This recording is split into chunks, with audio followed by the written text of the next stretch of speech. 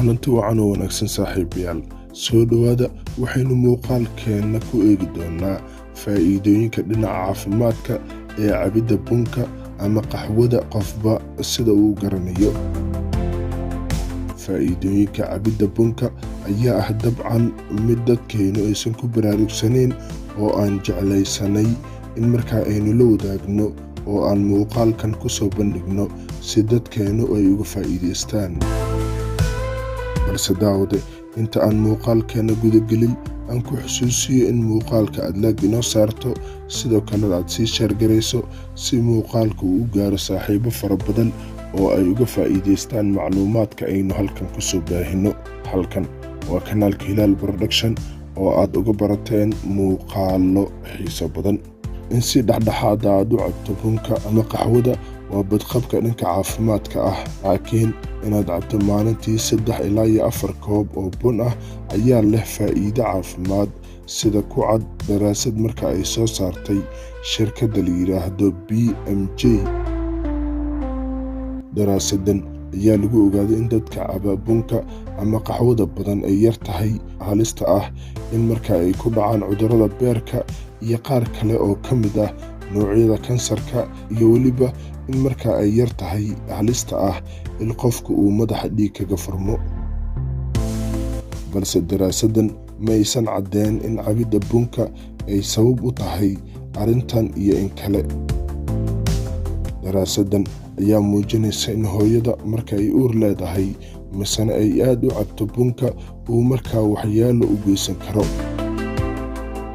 khubaradu ayaa ku taliyey in dadka aysan ku kacin cabidda qaxwada iyaga oo caafimaad ka doonayo. cilmi-baarayaashu waxay soo ururiyeen macluumaad la xiriira saameynta uu bunka ku yeelan karo jirka bini'aadamka. waxa ay cilmi-baarayaashu markaa tijaabo ay ku sameeyeen 200 oo daraasadood oo intooda badan laga sameeyey saameynta cabidda bunka ama qaxwada. marka la isbarbar dhigo dadka aan cabin bunka iyo kuwa markaa maalintii caba 3 koob ayaa dadka caba waxaa la ogaaday in marka ay yar tahay khatarta ku aadan in marka ay ku dhacaan cudurrada wadnaha amaba ay u dhintaan. faa'iidada ugu xooggan ee laga dhaxlo cabidda bunka ayaa ah in markaa hoos uu u dhaco halista in qofku marka ay ku dhacaan cudurrada beerka oo uu ku jiro kansarka. hase yeeshee mid ka mid a macallimiinta daraasadan wax ka sameeyey ayaa sheegay in daraasadan aysan tilmaameyn in cabidda bunka oo keliya ay sabab u tahay yaraanshiyaha halista cudurradaasi. waxyaabaha kale ee lagu ogaaday daraasadan waxa ay taageertay daraasado badan oo hore loo sameeyey oo ku saabsan cabidda bunka ama qaxwada. daraasadan ayaa ku talinaysa in haweenka uurka leh aysan cabin maalinkii wax ka badan 200 oo miligaraam oo bun ah, sababtoo ah haddii ay cabaan qaxwo badan ayaa waxaa sare u kici karta halista ah in markaa ilmuhu ay soo dilmaan. weli lama oga halista qofka caba bunka badan. waxaa sidoo kale ay ku baaqayaan khubaradu in markaa loo baahan yahay in dadka caba bunka ay ogaadaan faa'iidooyinka caafimaadka ee ku jira.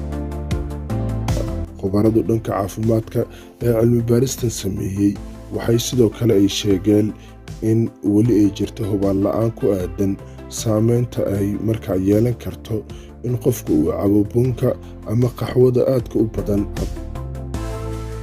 haddaba daawade waad ku mahadsan tahay haddii aad lala soo gaartay ilaa iyo dhammaadka muuqaalkeenna. mahadsanid.